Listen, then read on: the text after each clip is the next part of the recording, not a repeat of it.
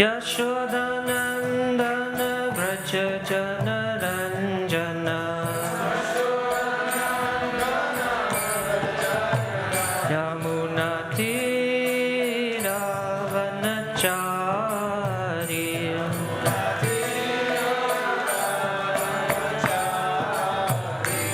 Yamunatira Vanachari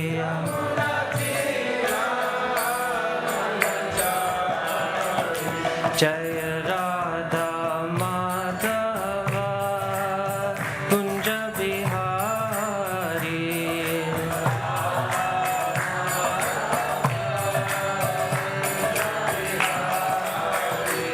Jaya Radha Madhava Kunja Bihari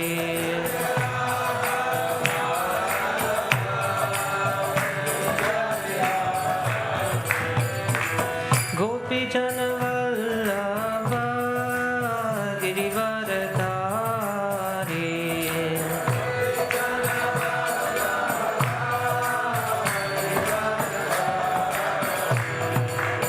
Yashodanandana Vraja Janaranjana Yamunatira Vanachari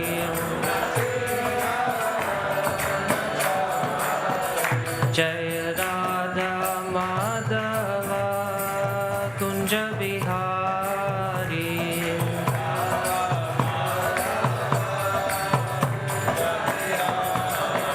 Jaya Radha Madhava Kunja Bihari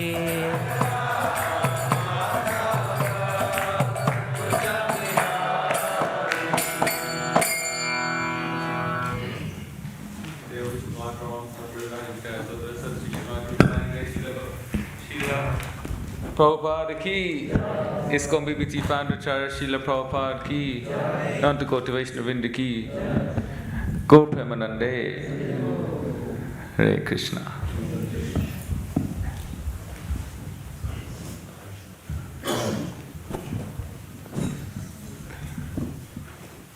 Could we get the mic lower? Like this?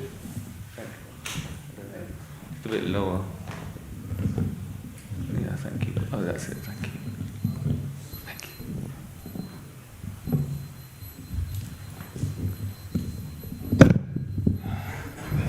There you go. Thank you. Hare Krishna. So today we are reading from Caitanya-Caritāmṛta, Madhya-lilā, text 262 to 264. Text 262 and 263 don't have a purport. So we'll read through 262, 263, 264, and then we'll read the purport. Okay? Jaya Jaya Shri Caitanya Jaya Nityananda Jaya Dvaita Chandra Jaya Gaura Bhakta Vrinda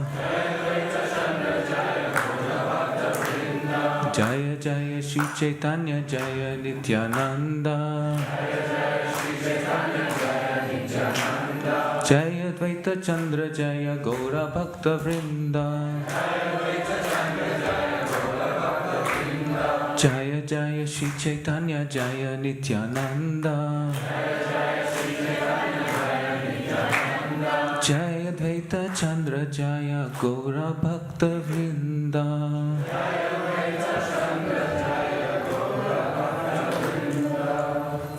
Okay, so I'll just read through 262 and 263 and then we can do 264 together.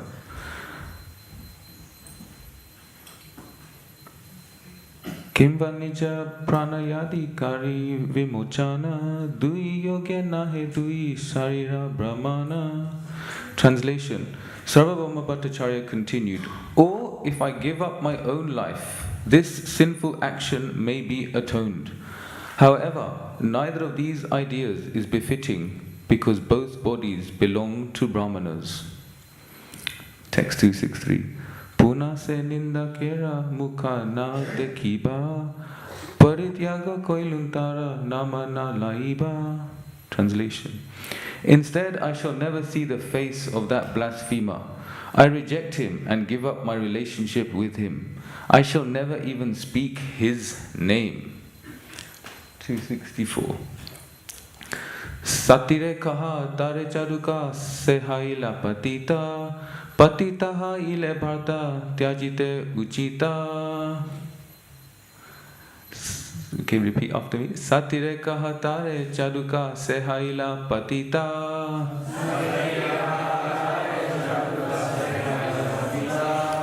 patitaha ile bharta tyajite uchita.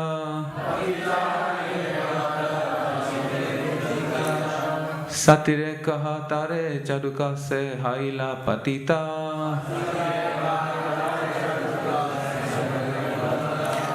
patita ile bharta tyajite uchita. Satire kaha tare charuka se haila patita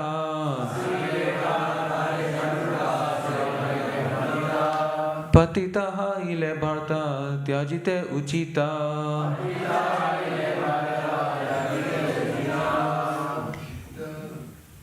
Satire kaha tare charuka se hoila patita. Satire kaha tare charuka se haila patita Patita hoile bharta tyajite uchita. patita haile bharta tyajite uchita. Satire kaha tare charuka sahaile patita. Satire kaha tare charuka se haila patita Patita haile bharata tyajite uchita. patita haile bharta tyajite uchita. Satire kaha tare charuka se haila patita Satire kaha tare patita haila bharata tyajite uchita. patita haile bharta tyajite uchita. Mataji's.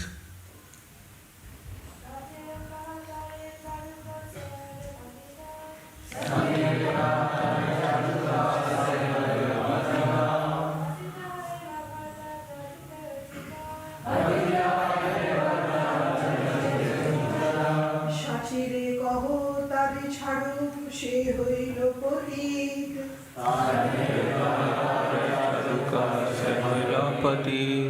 Potit hoile bharta tojite uchi.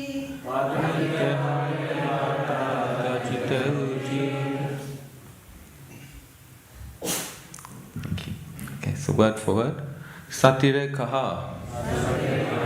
Inform Sati. Tare charuka. Let her give him up. Se haila. He has become. Patita. Fallen.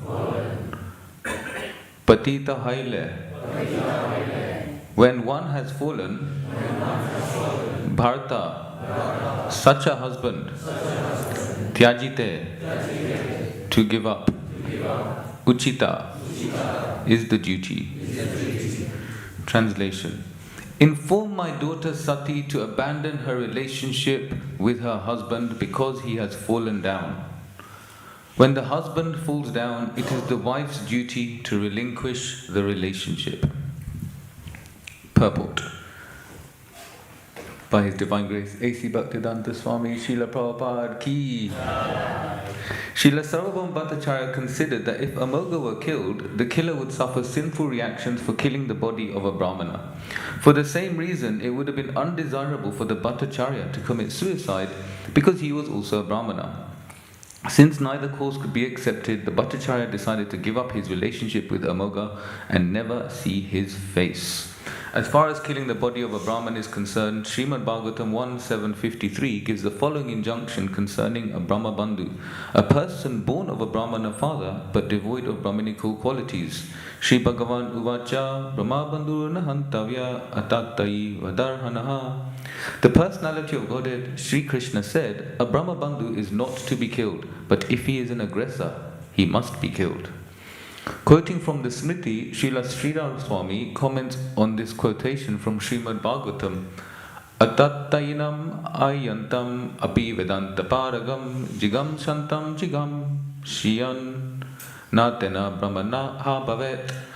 An aggressor intent on killing may be a very learned scholar of Vedanta, yet he should be killed because of his envy in killing others. In such a case, it is not sinful to kill a brahmana. It is also stated in Srimad Bhagavatam 1.7.57, Vapanam dravinadanam stanan niryapanam tata esahi brahma bandhunam vado nanyo stiddhaihikaha. Cutting the hair from his head, depriving him of his wealth, and driving him from his residence are the prescribed punishments for a Brahma Bandhu.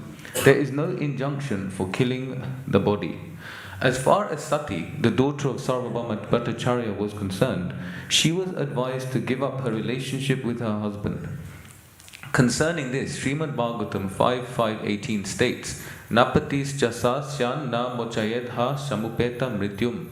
One cannot be a husband if he cannot liberate his dependents from inevitable death.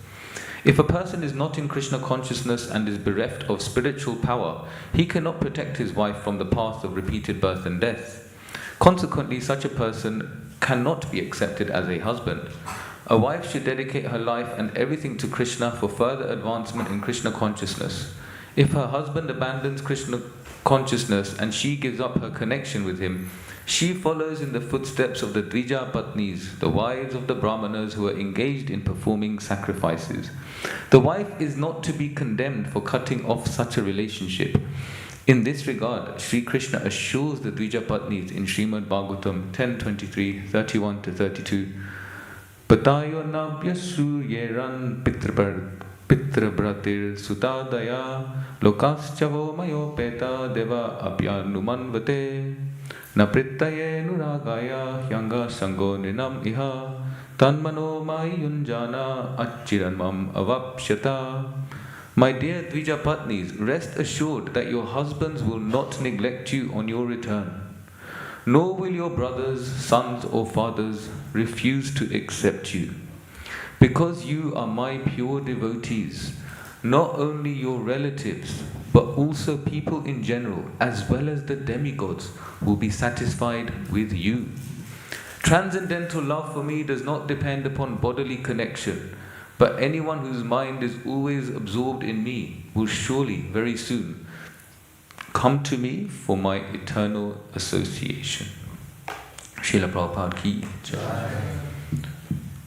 Om Gyantimirandasya Gyananjana Shalakaya Chakshurun Militam Yena Tasmai Shri Gurave Namaha Shri Caitanya Manobishtam Stapitam Yena Bhutale Swayam Rupa Kadamayam Dadati Swapadantikam Vandeham Shri Guru Shita Padakamalam Shri Guru Vaishnavamscha Shri Rupam Sagrajatam Sahagana Raghunatan Vitam Tam Sajivam Sadvaitam Savadutam Parijana Sahitam Krishna Chaitanya Devam Shri Radha Krishna Padam Sahagana Lalita Shri Vishakanvitamscha He Krishna Karuna Sindhu Dina Bandhu Jagatpate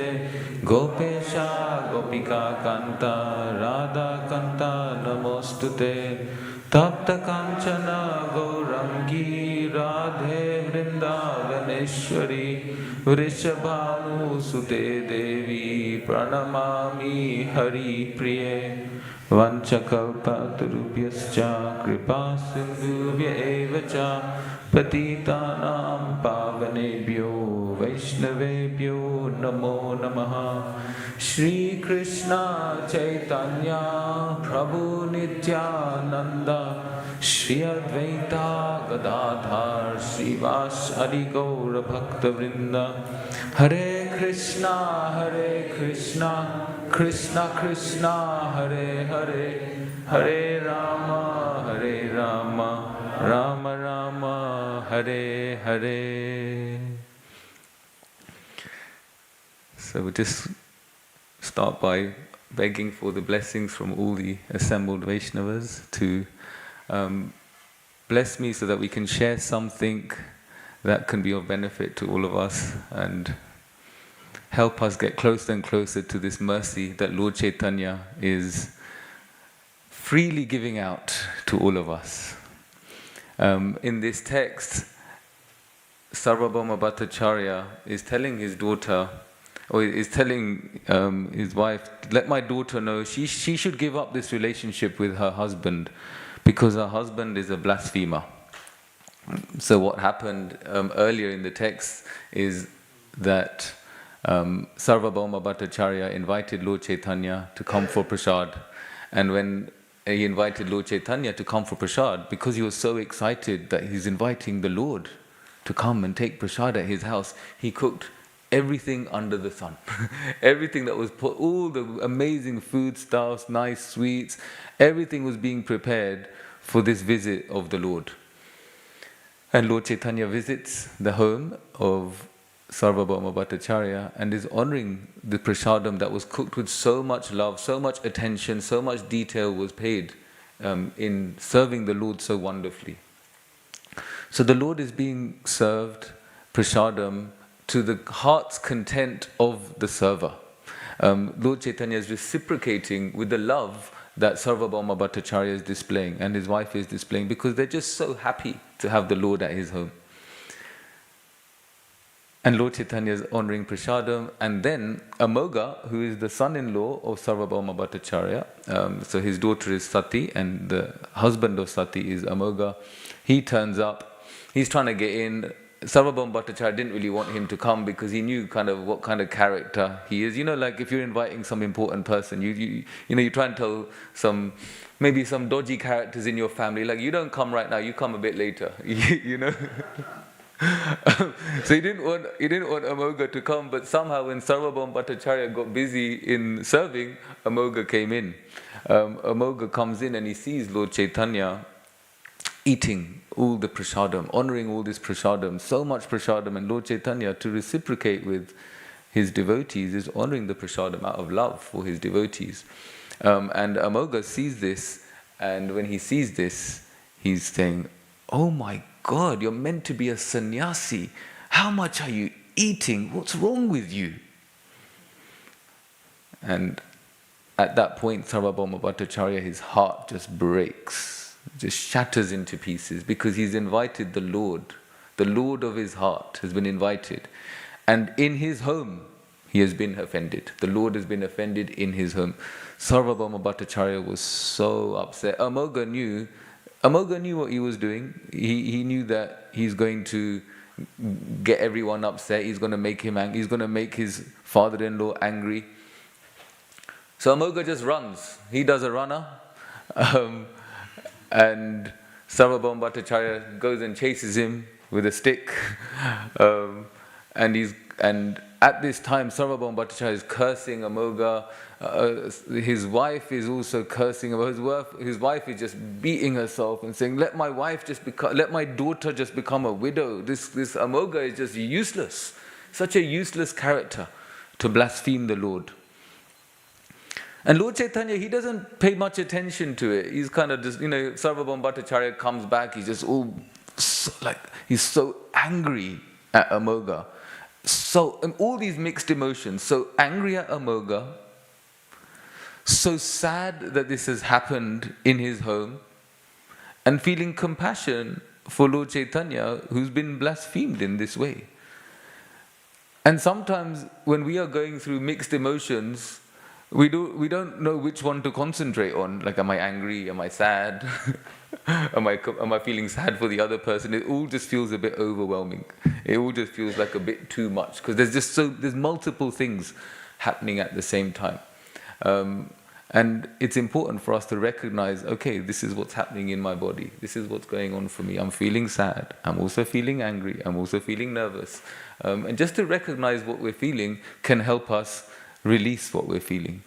A lot of the time what we try to do is just distract ourselves, just do something else. And then you're walking around like this overwhelmed body of emotions and feelings, just don't know what to do with yourself. And then what will happen naturally is you'll end up letting out that steam or letting out those emotions on someone who didn't quite deserve it, because we didn't deal with our own stuff. For Sarvabhauma Bhattacharya, he comes back, and luckily for him, he's got the Lord, the very compassionate, understanding, Supreme Personality of Godhead with him. And he's like, he's just laughing. Lord Chaitanya is just laughing. He's like, anyway, big deal. And what he said is right. I am eating quite a lot, actually. But you don't worry about it, Sarvabhauma Bhattacharya. You don't worry about it. And Sarvabhauma Bhattacharya it's like he's relieved that the Lord hasn't taken it that way, but at the same time he's still so sad that this has happened. And he really tries to reprieve the situation. He goes with Lord Chaitanya. He goes back to take him back home, and he comes back, and then this is when he's contemplating, and he's saying to his wife that this is just too much. And he's saying to his wife, look, let's just get our daughter to just give up this relationship. He's thinking I should just kill him. Actually, if I don't, then I'll kill him, and then I'll just kill myself. And that's when he's contemplating. Well, actually, we can't do that because these are the bodies of Brahmanas. Amoghas actually come from a Brahmana family. We're in a Brahmana lineage, so we can't do that. So this is when he's suggesting, okay, maybe she should just give up that relationship.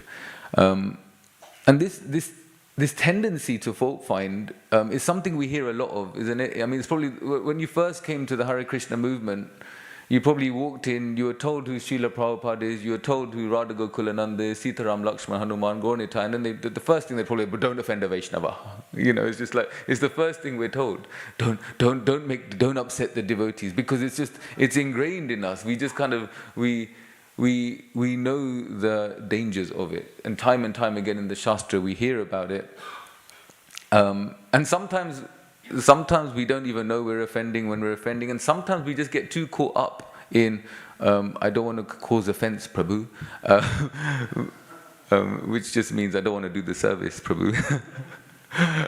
So sometimes we get a bit caught up in this Vaishnava aparad.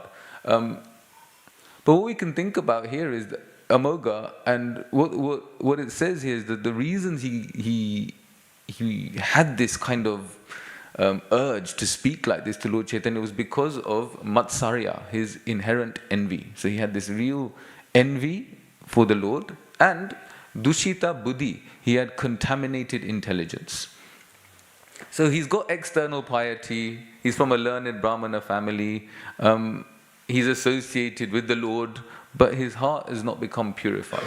His heart isn't purified. Because his heart isn't purified, he's splurted out something quite ridiculous, actually. I mean, even if someone is eating a lot, and even if he's not the Supreme Personality of Godhead, but if they've come to your home and they're eating, you just, you might think something. We can't control our thoughts, but we won't say anything, But he just went for it. And this is like he had a false sense of this moral superiority, that I am also great. I am from a learned Brahmana family. I am also great. And maybe, this envy, maybe Amogha's thinking, well, they've never served me like this. I've married their daughter. I've never had this kind of prasadam. Shri Shri Radha Gokulananda Bhagwan Ki Jai, Sitaram Lakshman Hanuman Bhagwan Ki Jai, Gaura Bhagwan Ki Jai, Srila Prabhupada Ki Jai.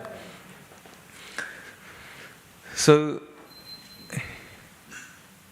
this spiritual magnetism, this aura, this glow of Lord Chaitanya is very special. This aura is very special. This molten gold complexion of Lord Chaitanya is very, very special. And Amogha is wondering, why is it that I'm not getting the same honor from my father-in-law that Lord Chaitanya is getting?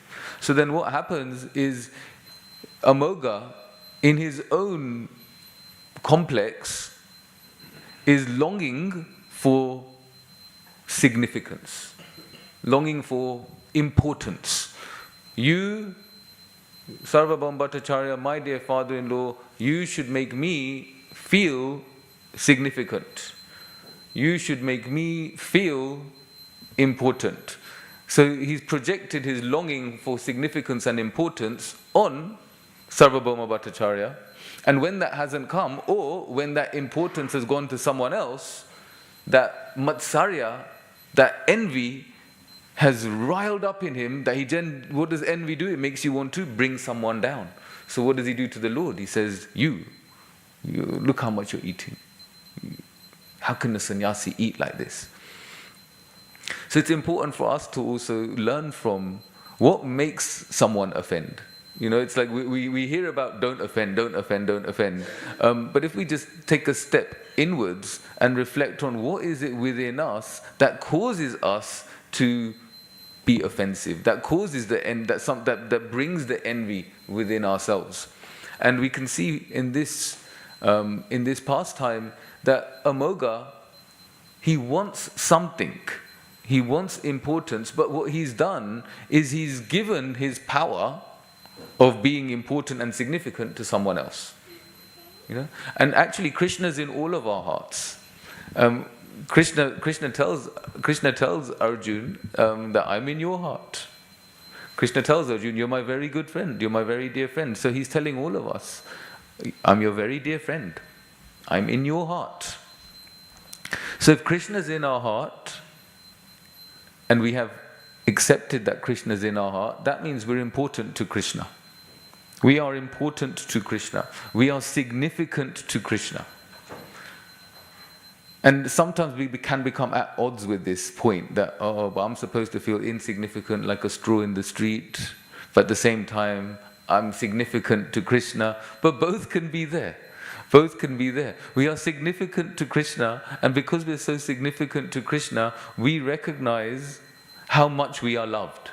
And when we recognize how much we are loved by Krishna, we don't need to feel significant to anyone else in the world.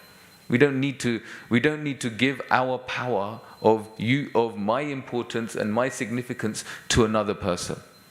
Because naturally what will happen is our expectations and our projections will come crashing down on us.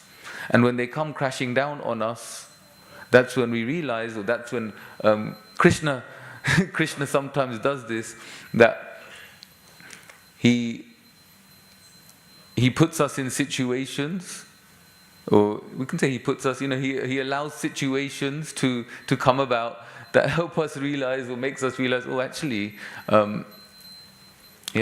maybe I'm not as amazing as I thought I was, if we're getting too proud.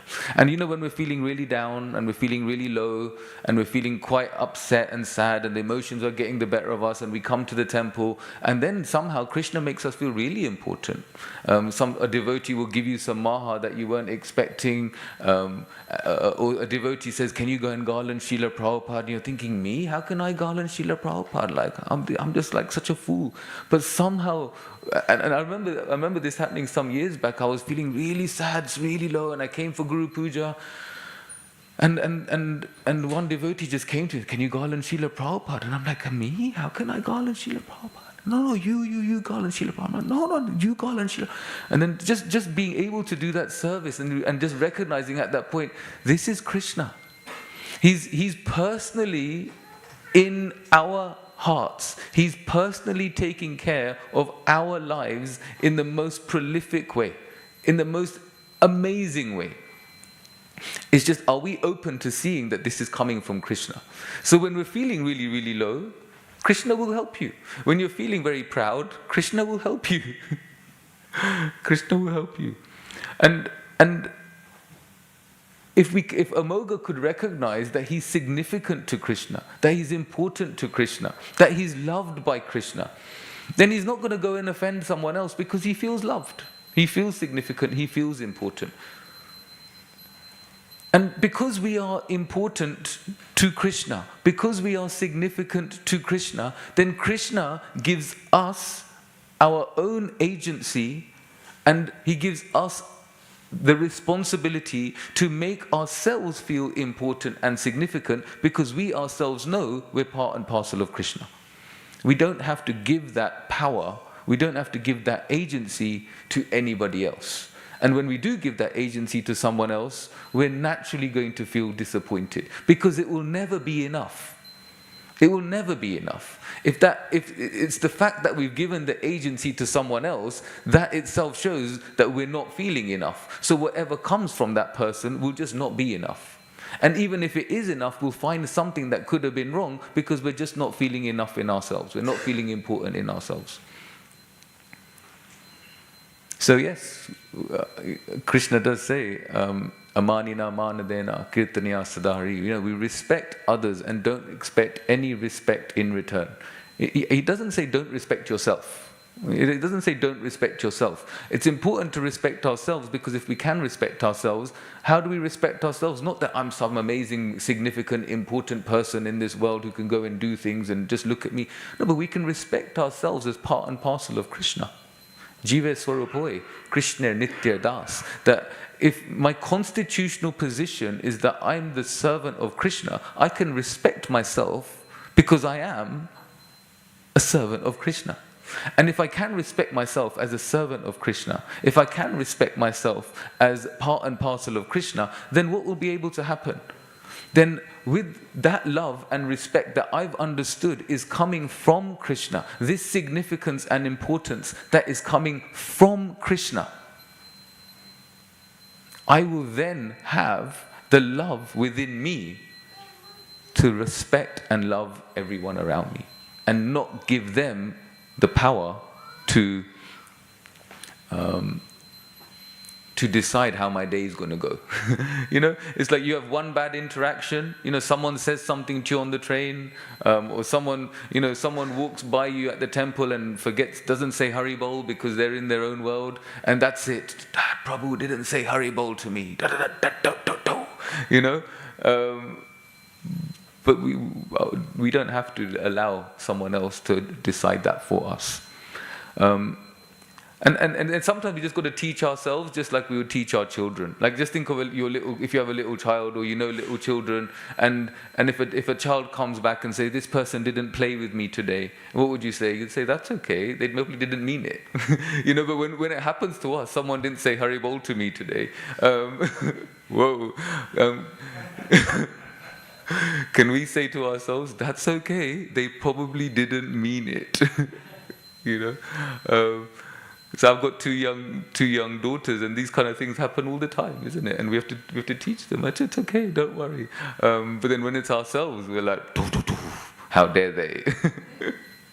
How dare they not realize how important and significant I am, that they didn't say Hari Bol to me. Amoga, he goes to the house of Sarvabhauma Bhattacharya and he's thinking, how dare they? They cook all this for the sannyasi. I have married their daughter. They didn't do this for me.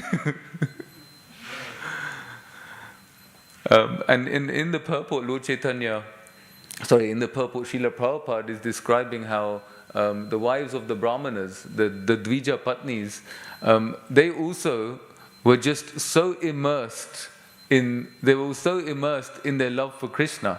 And just like Amoga, maybe not as we should say direct as Amoga, but the Brahmanas, when the Gopas approached them, so the Gopas approached them, and why? Because they're in the forest. They've been walking all the way from Nandagram. They've got the cowherd boys and Krishna and Balaram. They've got their cows, and at some point it's really hot. It's a hot summer's day in Vrindavan, and they're saying to Krishna that this hunger is causing us distress. Esave badate kshunnas. This hunger is causing us a lot of distress, Krishna. And they say to Krishna, because they've got this loving relationship, that Krishna Caitanya-Caritāmṛta, that this has to be sorted out by you. You should do something about it. Caitanya-Caritāmṛta. We're hungry, we're distressed because of hunger, you sort it out, mate. They can do that. When we do that, it's not out of a loving relationship. When we do that, we're like, how dare you, Krishna? I've been chanting Hare Krishna all these years and now I'm hungry. Or now this difficulty has come upon me. And then Krishna says to them, okay, you're hungry, why don't you do this? You go, Prayata Deva Yajjanam, you go to the sacrificial arena. The Brahmanas are all there. And they are doing this Angirasa Yagya. They're doing this sacrifice to go to heaven. You go there and you ask them for some food. They'll give it to you. And Krishna knew that they're not going to give it. But we know, don't we, that sometimes Krishna sets us up in some super embarrassing situations, doesn't he? He's just like, oh my God, seriously, Krishna, I thought this was going to work out. So the Brahmanas go, they announce, Caitanya-Caritāmṛta Bhagavata, the Lord tells them, you announce that the Lord Balaram has, and myself, in my name, and Balaram's name, that we have asked for the food from this sacrificial arena. So they go there, they say to the Brahmanas, look, we're really hungry, and Krishna and Balaram, they've asked us to come here, they want you to feed them, can we have some food? And then what do the Brahmanas do? They kind of like, they kind of look at them, they kind of talk between themselves. So the boys are here, they're asking. It takes a lot of humility to beg for food. And the Brahmanas, do they call it ghosting or blanking? I don't know, there's different words for these things, but basically they didn't say anything to the boys. The boys just were ignored. They're just ignored. And the boys, they're clever. They got the hint, like, nothing's going to happen here. We're not going to get any food. And they're kind of wondering, like, why did Krishna tell us to come here and ask these Brahmanas for the food? Because they didn't give us anything. And they kind of just ignored the boys. They're just thinking, like, these are just two little boys. And, if Krishna and Balaram, if they're the supreme personality of Godhead, how can they be struck with something like hunger? Hunger is like a material thing. If they're the Lord, why are they struck with hunger? So then they go back to Krishna, and the Lord hears what happened. They're really like confused, and Krishna says to them, "Okay, never mind." He just starts laughing, just like Lord Chaitanya. It's interesting, isn't it? When Lord Chaitanya heard that offense by Amoga, he just started laughing.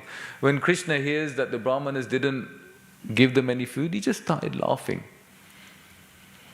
If we are also full in ourselves and feeling loved and feeling significant and feeling important, when we are offended or when someone doesn't want to do something for us, you just notice it. You can kind of laugh at it. Okay, and that's their thing. That's not my thing. That's not because there's something wrong with me.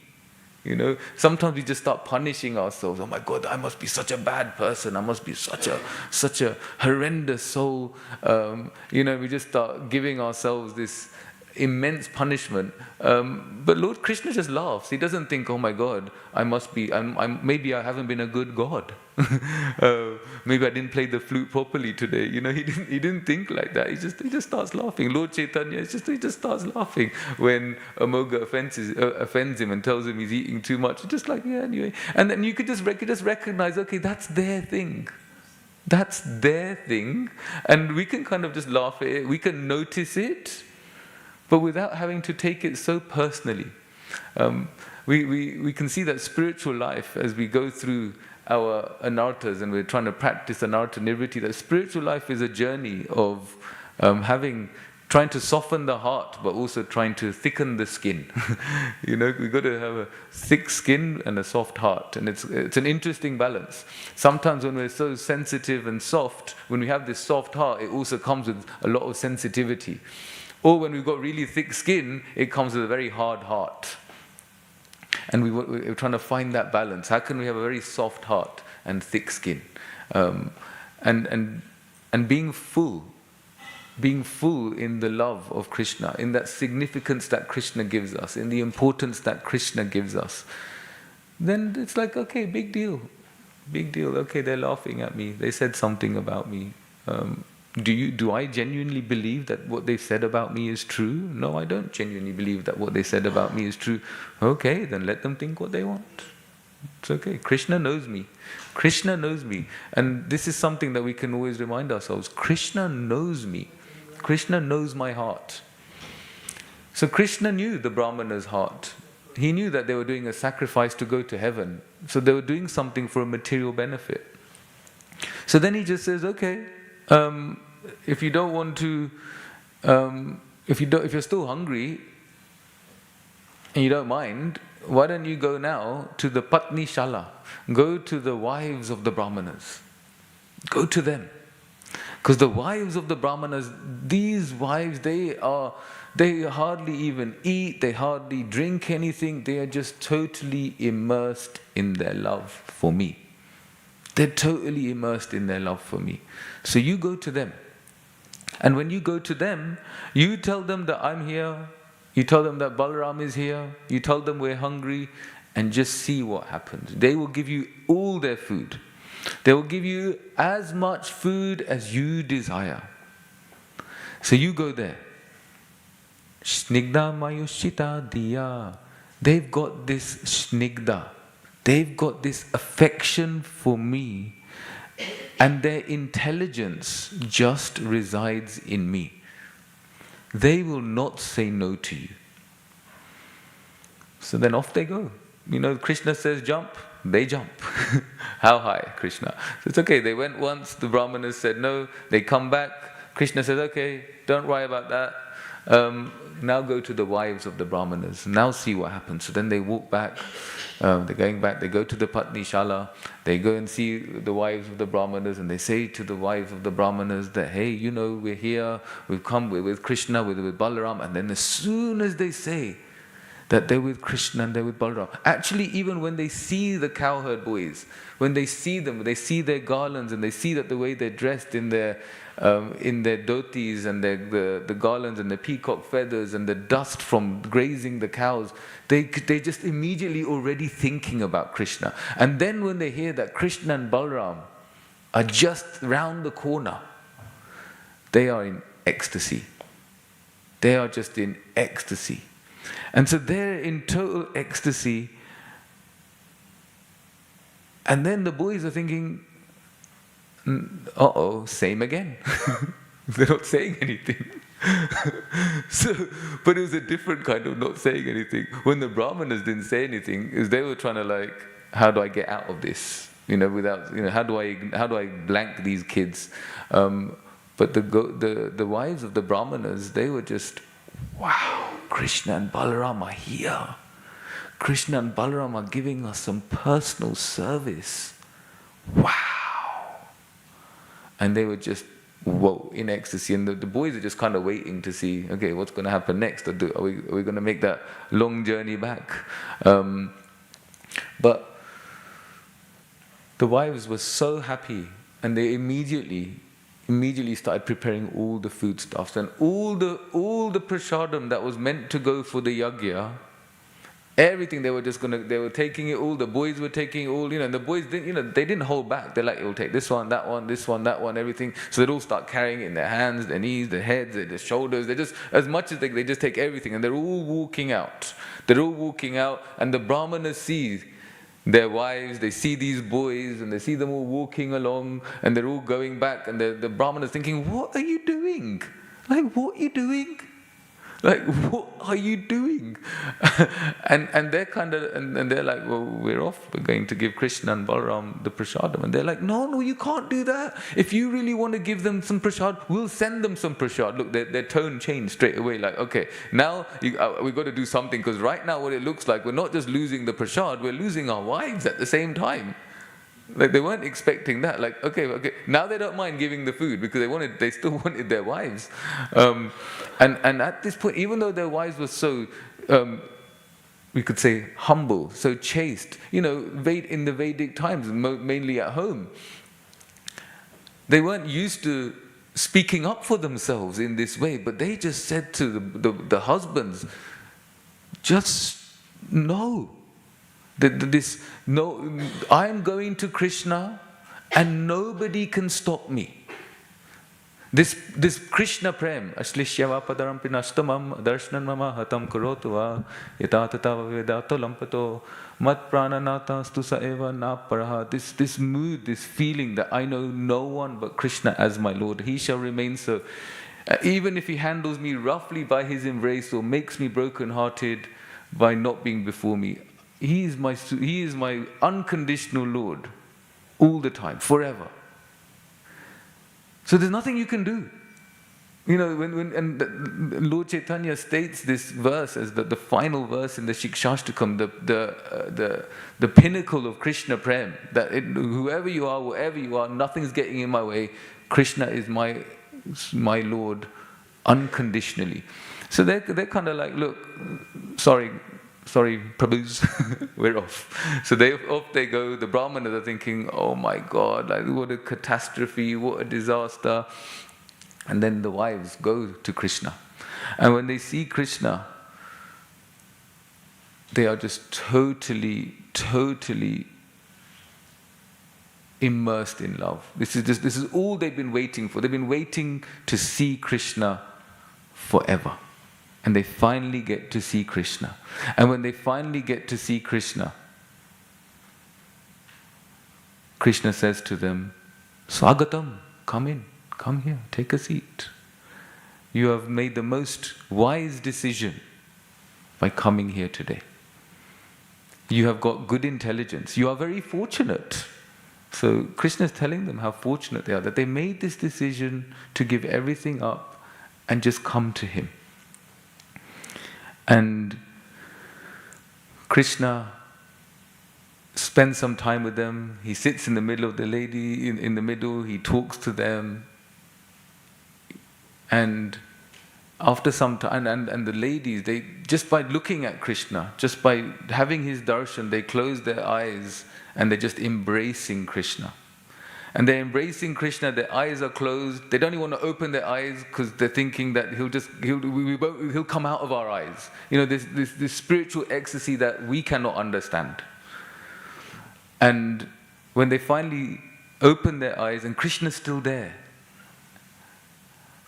and then Krishna tells them what they really didn't want to hear. And he then says to them, okay, now you should go back.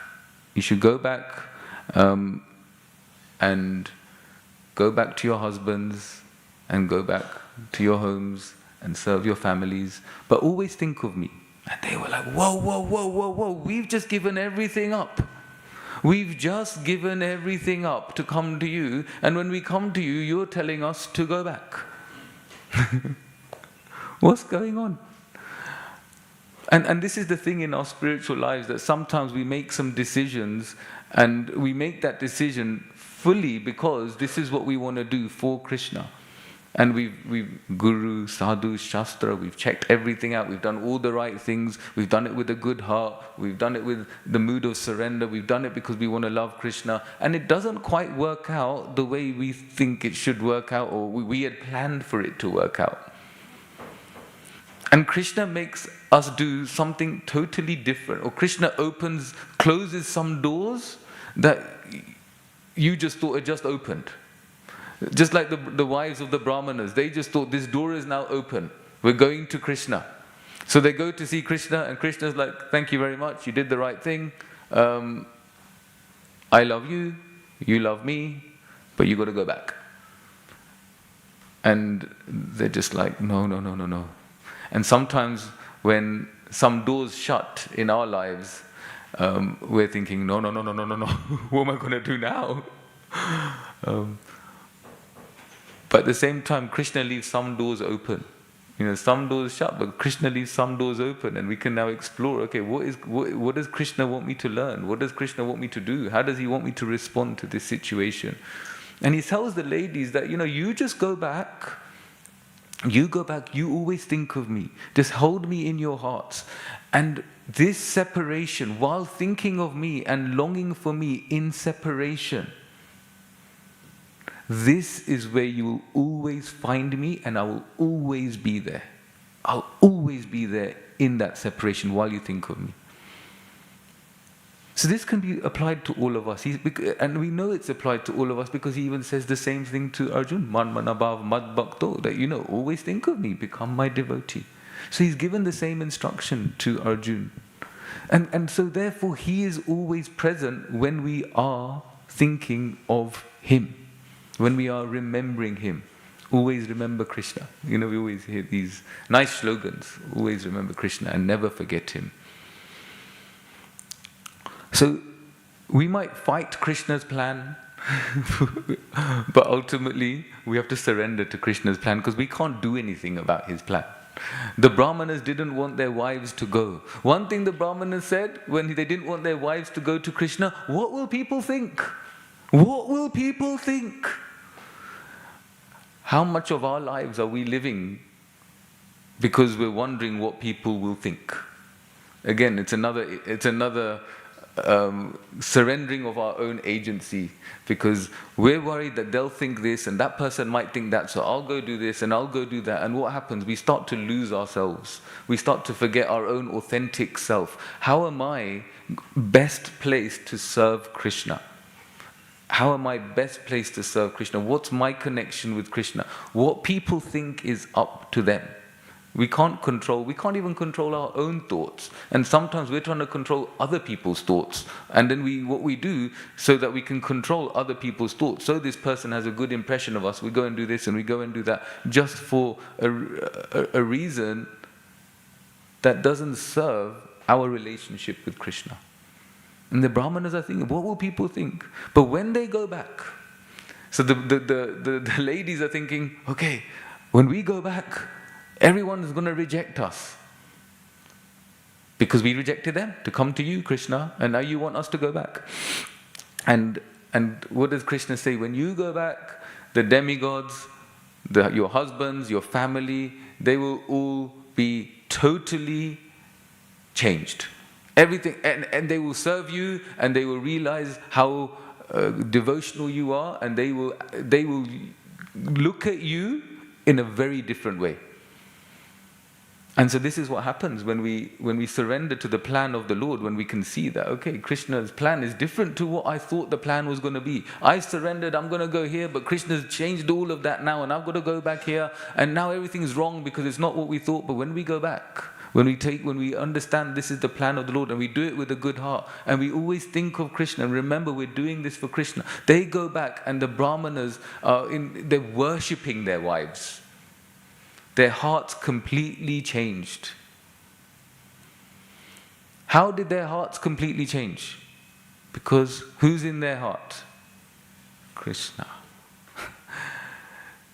So if we can see that Krishna can change anyone's heart, Krishna can change anyone's heart. And sometimes we're so bothered, so upset, so overwhelmed by the way other people are. But we know that actually Krishna can change their heart at any moment. And if their heart is not changing, we understand that that's not the plan of the Lord at this moment. We can't wait for other people to change their heart. We can only deal with our own heart. We can only connect our heart to Krishna. We can't worry about other people not changing their heart. When will this happen? When will they understand that I need to have this position or this, whatever it is, or this service or whatever it is? So when they go back, the Brahmanas, they're totally immersed in their wives. They're totally seeing this amazing devotion in their wives. And seeing this devotion in their wives, they have a wonderful relationship. They end up going to worship. After this, they end up going to worship Giriraj and the Govardhan Puja. When Krishna lifts Govardhan hill, the wives get to be under that hill and be with Krishna for those 7 days. And this way, when Krishna changed their heart to the Brahmanas, everything worked out beautifully for them. The Lord doesn't take the offense of the devotee personally the way the Lord takes the offense of the Brahmanas, the way the Lord took the offense of Amogha, is that this is going to not be good for them.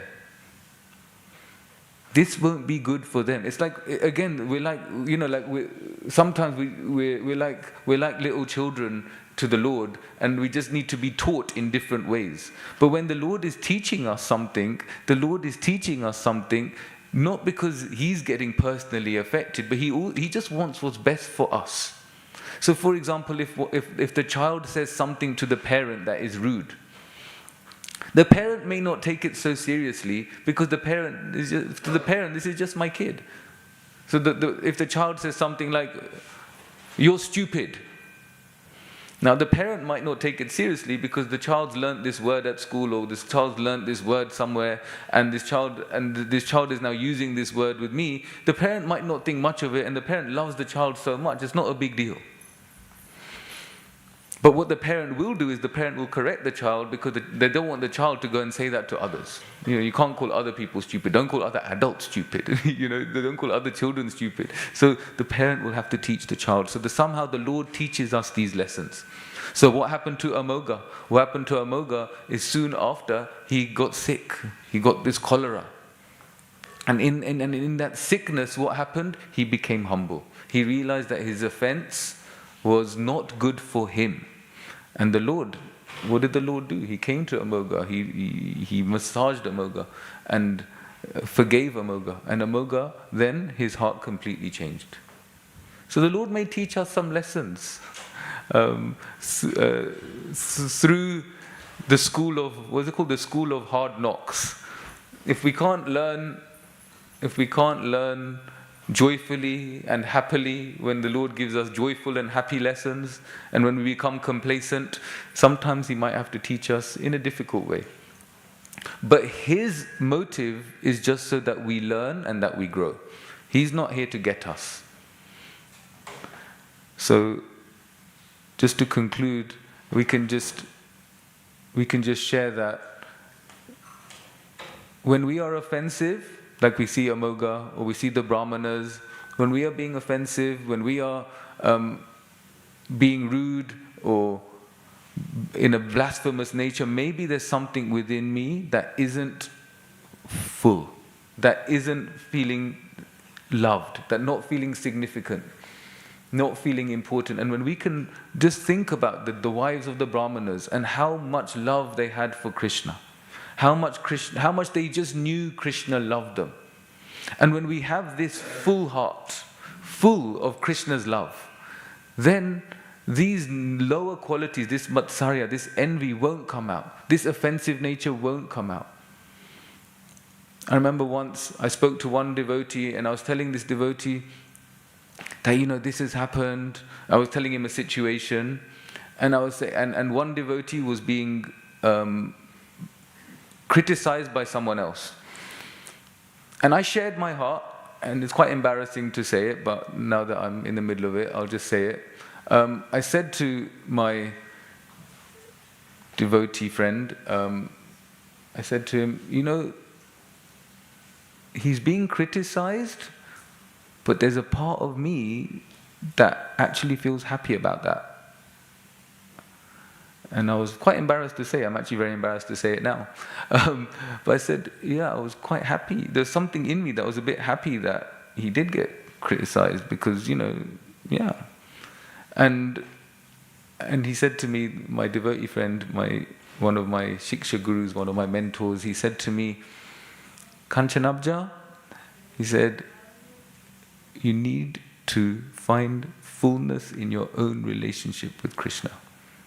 And I was just thinking, wow, that's exactly what I needed to hear. I need to feel full and immersed and connected with Krishna myself. And if I'm feeling full and connected in my relationship with Krishna, all of these negative qualities, they won't be there. We'll be able to transcend them the right way, by becoming aware of them and then being able to transcend them. We can't transcend without becoming aware. That's like a spiritual bypass, But if we become aware of it, okay, this is in me. This is something that's in me. Okay, I can feel it in me.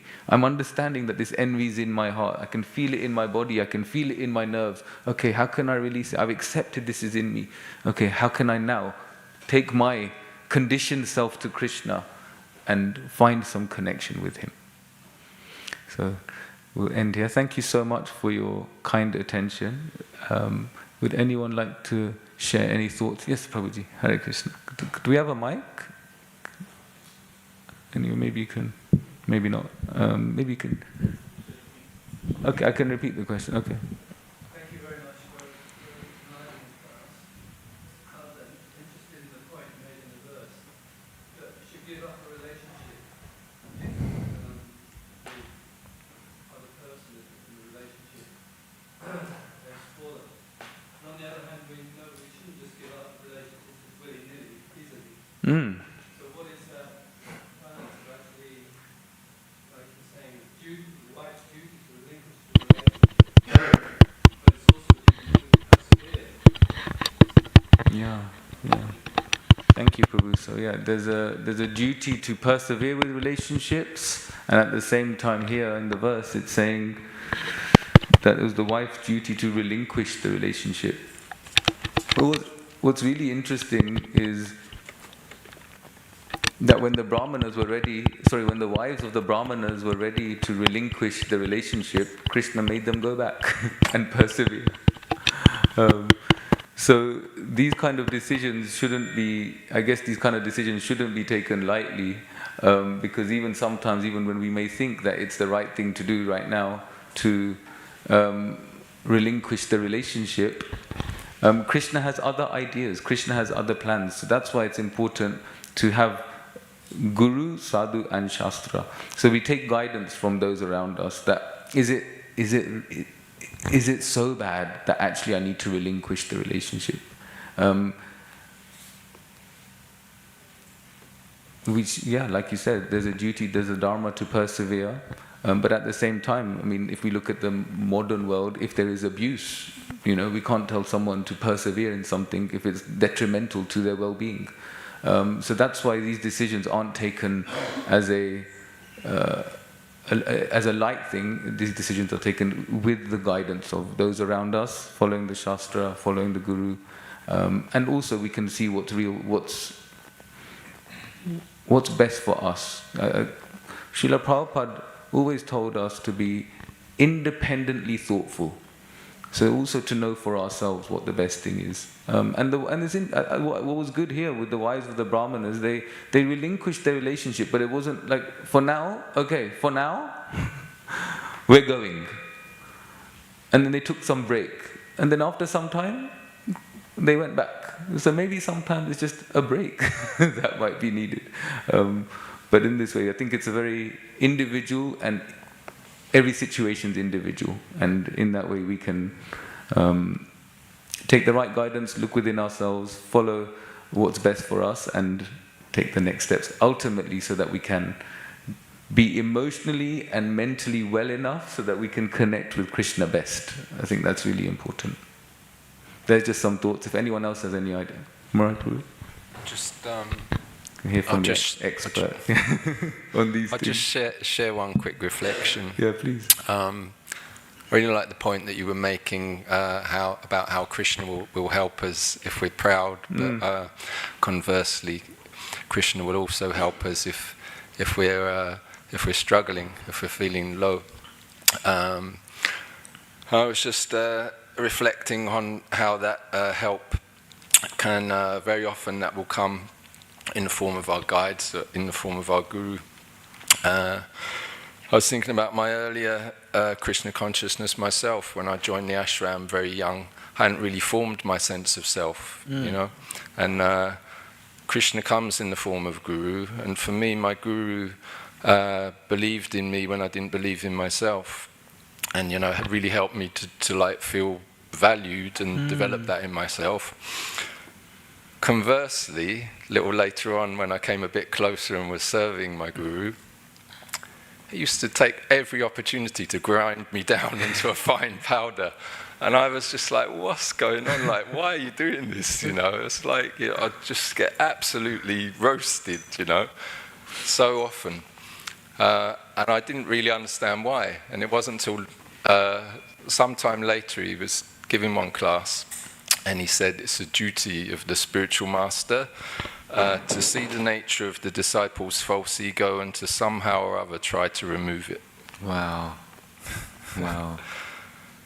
Amazing. Thank you. Hare It's the Krishna. nature, was it it's the duty of the guru to See the see the nature of the false ego of the disciple and to remove somehow or other to it. try. Somehow or the other remove it. So that's the sadhu. He cuts. Yeah. It's the operation. Yeah. You know. Amazing. I'm still in surgery 30 years later. It's interesting, isn't it? Sometimes you're with the guru and you're thinking, okay, you know, like he's giving me some personal service, I'm doing some and I'm with him and it's great. And then you're doing, and then there's another time you're with him and then he just like he's not giving you any attention. He's not even looking. You're like, hey, what about me? Remember me? But they know that the guru knows that actually. Yeah, this false ego needs cutting. He thinks he's proud because he's around me. Yeah. Thank you so much for sharing. Hare Krishna. Thank you for a Jai wonderful Shri class. Oh yes, Deepak Prabhu. Go on. Just on